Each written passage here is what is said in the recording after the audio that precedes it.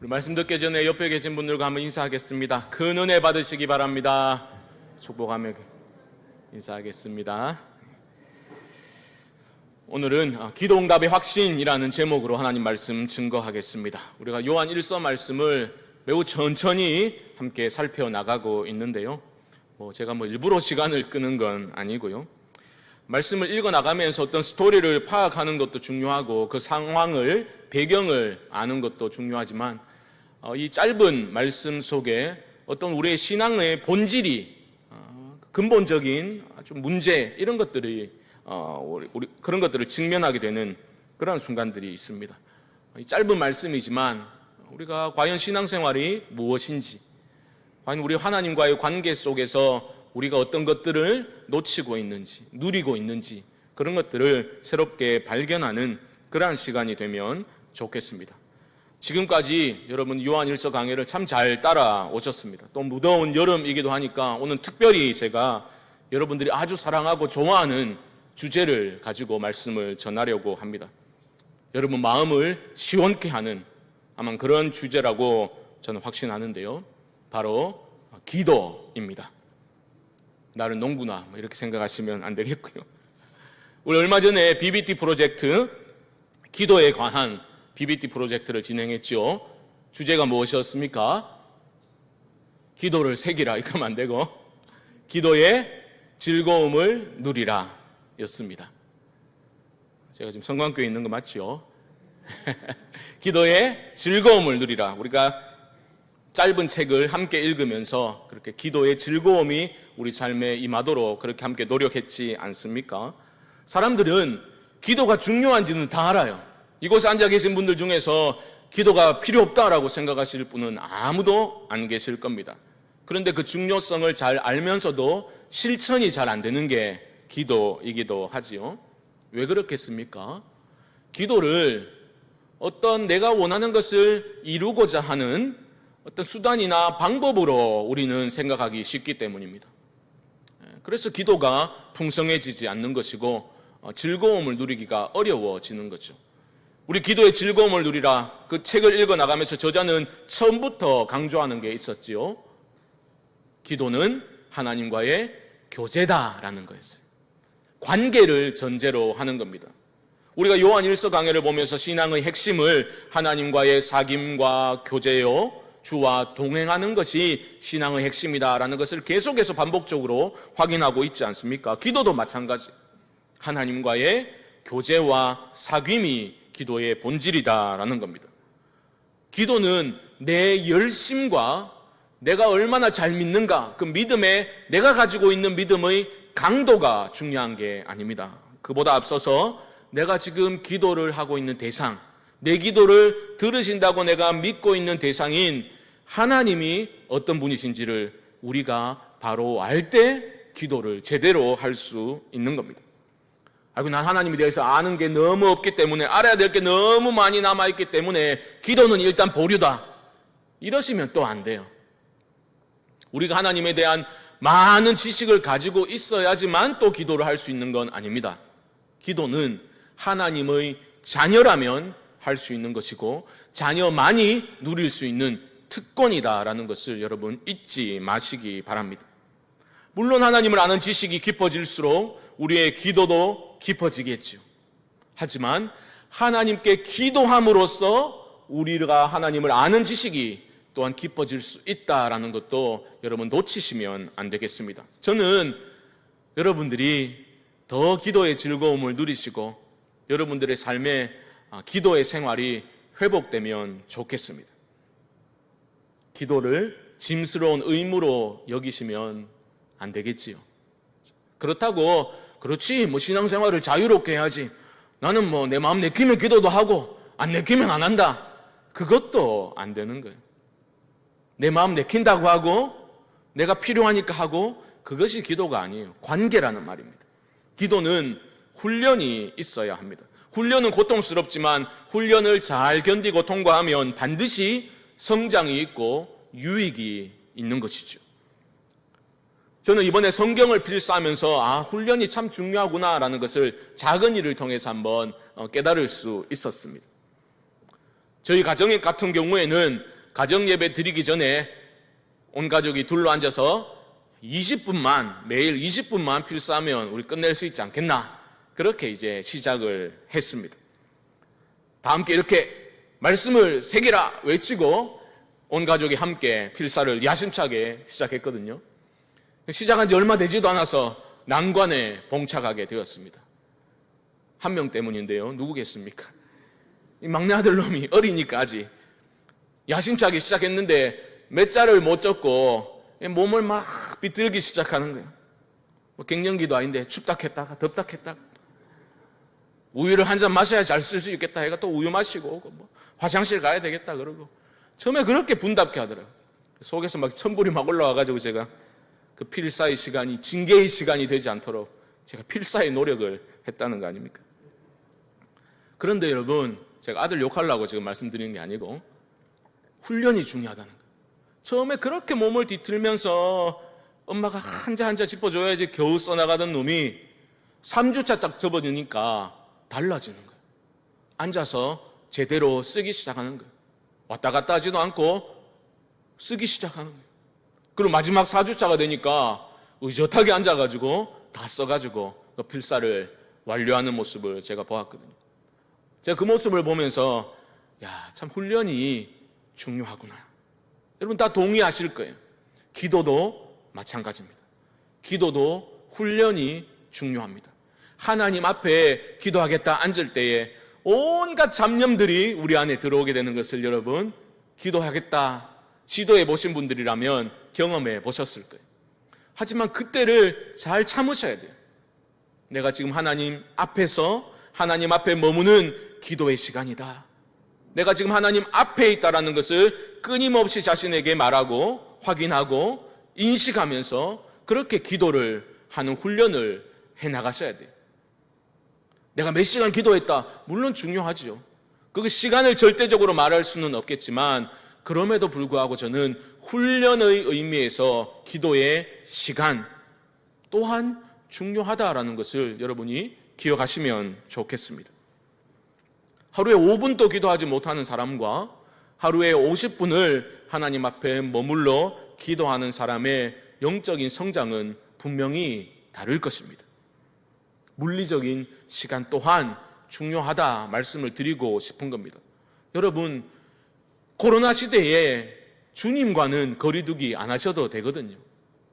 주님은 끊임없이 나랑 교제 좀 하자, 대화 좀 하자, 그렇게 우리에게 말씀하시는데 우리가 그 주님의 음성을 계속해서 외면하고 기도의 시간을 자꾸만 미루면 안 될 것입니다. 여러분 삶의 기도의 회복이 그 회복의 은혜가 임할 수 있기를 주님의 이름으로 축복합니다. 기도의 핵심은 하나님과의 사귐, 교제에 있다라고 말씀드렸는데 그 교제를 가로막고 있는 장애물들이 또한 있습니다. 이게 우리 신앙을 어렵게 만드는 거예요. 지난 주일에 말씀 가운데 우리가 살펴보았지요. 가로막고 있는 장애물이 무엇이었습니까? 정죄감이라는 것이었죠. 정죄감. 정죄감은 그냥 내가 찔려가지고 하나님께로 돌이키는 것은 정죄감이 아니에요. 정죄감은 하나님이 하신 구원의 역사를 부정하는 겁니다. 하나님으로부터 멀어지고 하나님으로부터 등을 돌리게 만드는 것이 정죄감입니다. 여러분 생각해 보십시오. 내 마음이 정죄감으로 가득 채워져 있는데 하나님께 기도가 되겠습니까? 안 되겠지요. 기도하려고 하면 야, 네가 살아온 꼴을 봐라. 네가 무슨 기도냐. 나 짝도 두껍구나. 이런 찌르는 말들이 올라올 때에 우리의 기도는 막히게 되는 거죠. 그렇기 때문에 우리는 정죄감이 깨어지고 해결되어야만 하는 겁니다. 지난 주일에 그 정죄감은 어떻게 해결할 수 있다고 우리가 말씀을 통해서 확인했습니까? 우리의 마음보다 크신 하나님, 우리의 모든 것을 아시는 우리의 그 작은 불꽃 같은 하나님을 향한 열망과 소망을 그것마저도 다 아시는 하나님 앞에 우리가 나아갈 때에 예수 그리스도 안에 있는 우리를 보아주시는 그 하나님 때문에 우리는 정죄함에서 해방될 수 있다라는 것입니다. 그 정죄감이 해방될 때에 정죄감으로부터 노인받을 때에 우리는 하나님 앞에 담대하게 나아갈 수 있겠죠. 담대하게 나아갈 수 있다라는 것은 담대하게 아뢰 수 있다라는 기도의 확신과도 연결이 되는 겁니다.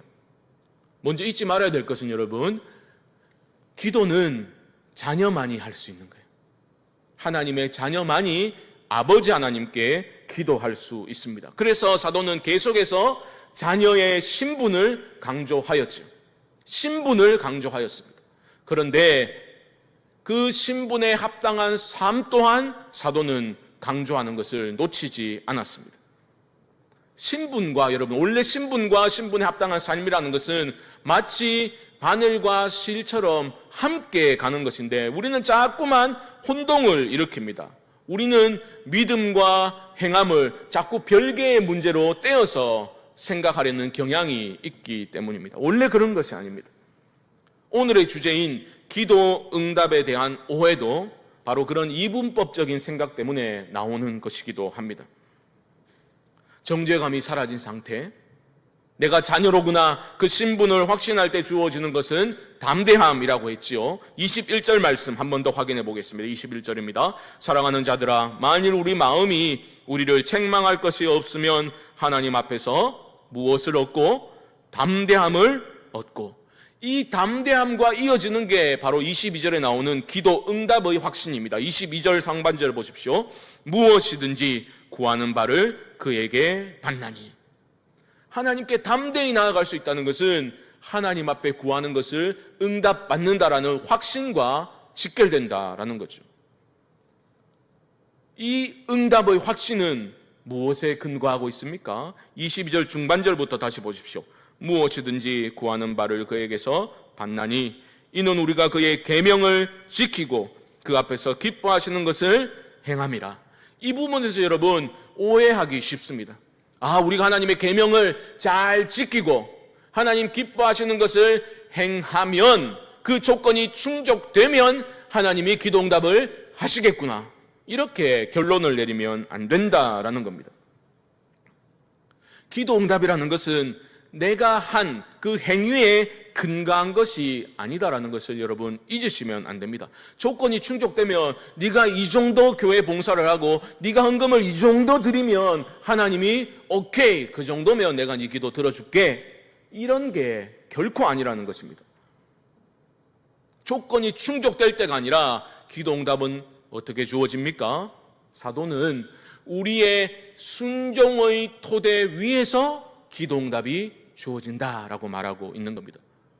이게 두 개 엄연히 다른 문제입니다. 조건이 채워지면 응답한다, 순종의 토대 위에서 주어진다라는 것은 엄연히 다른 문제입니다. 물리적인 수치로 그런 계량 가능한 행위를 뜻하는 게 아니라는 겁니다. 내가 어떤 부서를, 내가 어느 정도 기간에 어떤 정도를 섬겼는가, 그런 외적인 행위가 기도 응답의 근거가 아니라는 것입니다. 왜냐하면 그런 행위들은 하나님을 향한 사랑과 그 은혜에 대한 반응이 아니고서도 얼마든지 행해질 수 있기 때문입니다.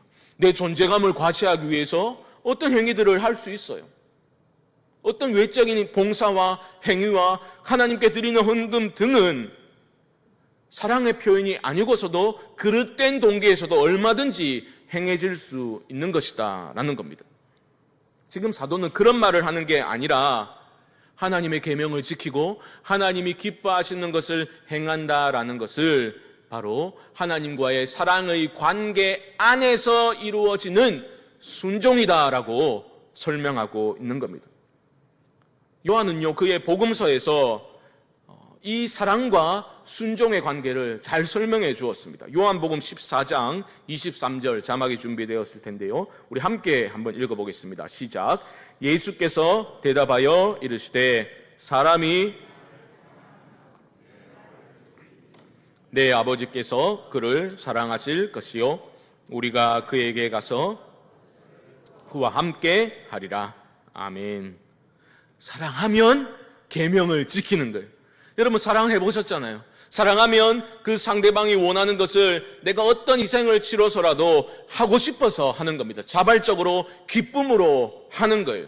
주님 바로 그것을 말씀하고 있는 겁니다. 만약 여러분이 하나님과 이런 사랑의 관계, 온전한 신뢰의 관계 안에 거하고 있다면 기도할 때 담대함으로 기도할 수 있는 겁니다. 내가 이 정도 헌신했으니 하나님이 응답하셔야 될 걸, 그런 게 아니라는 겁니다. 이런 의미가 아니라는 것은 23절에서도 발견이 되는데요. 요한일서 오늘 본문 23절 보십시오. 제가 읽습니다. 그의 계명은 이것이니 곧 그 아들 예수 그리스도의 이름을 믿고 그가 우리에게 주신 계명대로 서로 사랑할 것이니라. 이것도 오해하시면 안 돼요. 내가 주변에 있는 우리 지체들을 사랑하면 하나님 기도 응답하시겠지. 그게 아닙니다. 사도는 지금 우리의 존재와 신분을 함께 말하고 있는 겁니다. 계명을 지켜야 응답하신다라고 말했을 때 계명은 두 가지로 지금 제시가 되고 있는 거죠. 무엇입니까?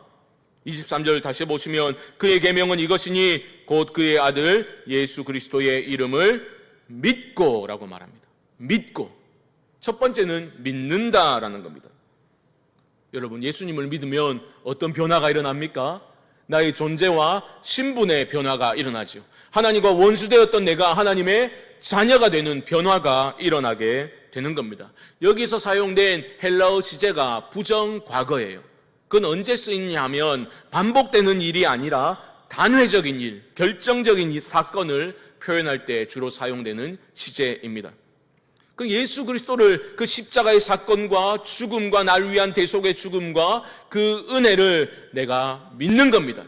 그 믿음은 결정적인 단회적인 믿음입니다. 그러면 하나님 자녀가 되는 거예요. 신분의 변화가 일어나게 되는 겁니다. 내가 자녀답게 살지 못했다고 자녀라는 신분이 취소되었다가 박탈되었다가 어느 정도 계명을 좀 지키면 신분이 회복되는 그런 일이 아니라는 것입니다. 예수 그리스도 안에 들어간 사람은 그 구원의 은혜를 입은 사람의 운명은 결정적으로 달라지게 되는 거예요. 그런데 여러분, 두 번째 계명, 서로 사랑할 것이니라. 사랑하다라는 그 동사의 시제는 현재형입니다. 헬라어에서 현재형은 일반적으로 반복되어야 할 일, 지속적으로 행해져야 할 일들을 표현할 때 사용되는 시제입니다. 이해가 되시죠? 믿음을 통해서 우리의 신분이 하나님의 자녀로 결정이 되었다면 서로 사랑하는 그 계명, 그것은 우리 삶에서 열매로 반복적으로 지속적으로 드러나야 한다라는 것을 사도는 말하고 있는 겁니다. 신분이 확정되었으면 신분에 합당한 삶은 계속해서 따라와야 된다. 삶의 열매로 드러나야 된다라는 것을 말씀하고 있는 겁니다. 이게 바로 사도 바울이 갈라디아 교인들에게 말한 그 내용이기도 한데요. 갈라디아서 5장 6절 말씀 한번 보여주시죠. 함께 읽겠습니다. 시작.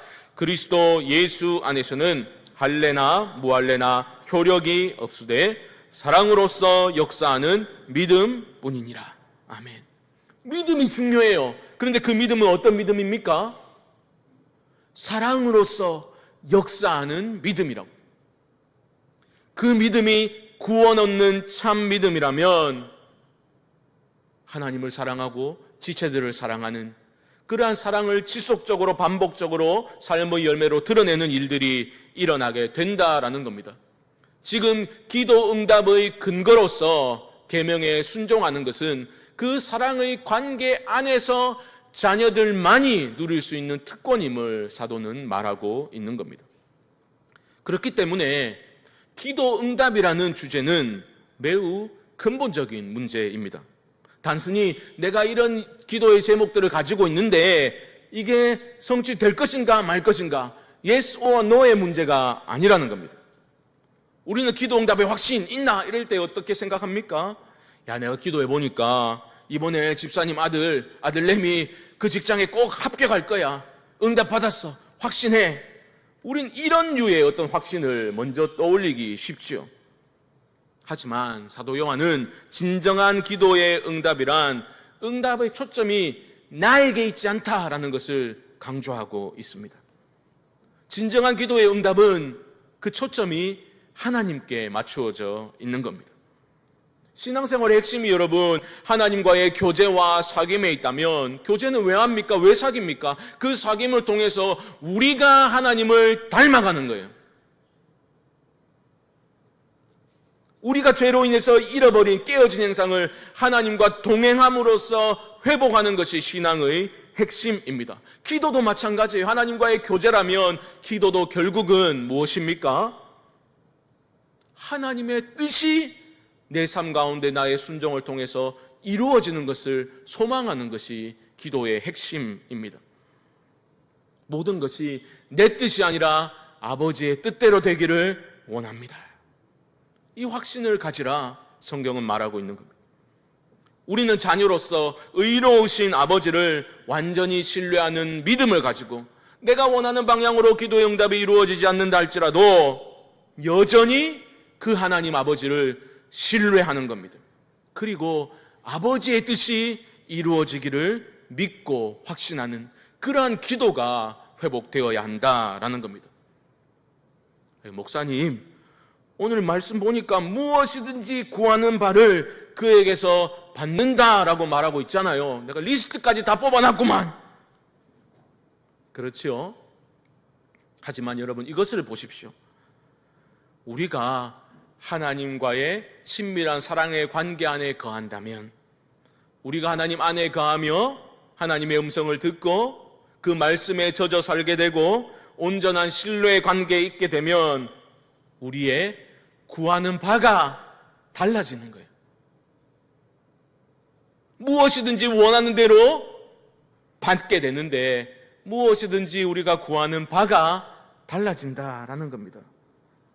그래서 사도 요한은 마지막 24절에서 기도 응답의 확실한 비결을 알려줄게 라고 마무리하고 있지 않고 무엇을 말합니까? 내가 그 안에, 그가 내 안에 거하는 그 신비로운 연합의 관계에 대해서 설명하는 것으로 마무리하고 있다라는 겁니다. 여러분, 24절 말씀 함께 읽겠습니다. 시작. 그의 계명을 지키는 자는 주 안에 거하고 주는 그의 안에 거하시나니 우리에게 주신 성령으로 말미암아 그가 우리 안에 거하시는 줄을 우리가 아느니라. 아멘.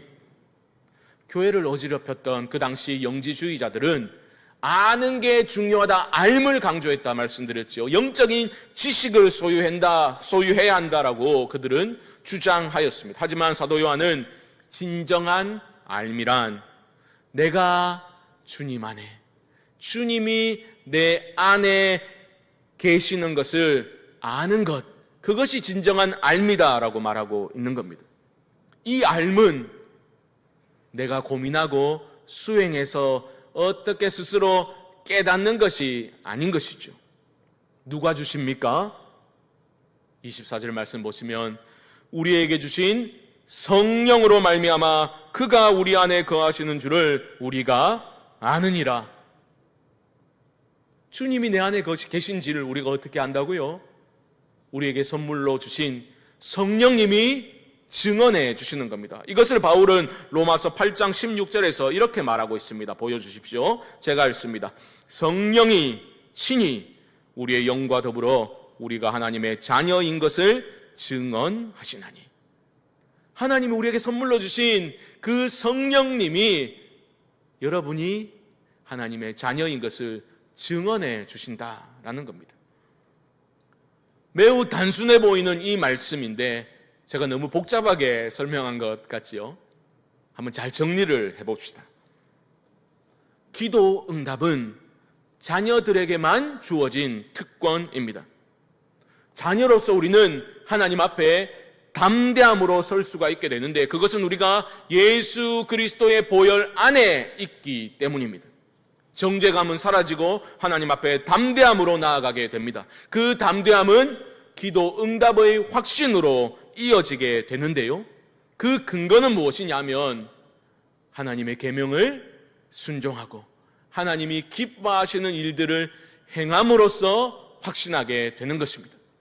그런데 그 행함은 순종의 토대다라고 말씀드렸죠. 조건의 충족이 아니라 하나님과의 사랑의 관계 안에 있기 때문에, 신뢰의 관계 안에 있기 때문에, 사랑하기 때문에 계명에 순종하는 겁니다. 그 계명의 순종, 오늘 본문의 배경에서는 형제 사랑의 실천이라는 것은 그러므로 내가 하나님의 자녀라는 외적인 표징이죠. 외적인 표징입니다. 그런데 성령이 우리 안에서 우리가 하나님의 자녀다라고 확증을 해 줍니다. 그것은 우리 안에 있는 내적인 표징이 되는 겁니다.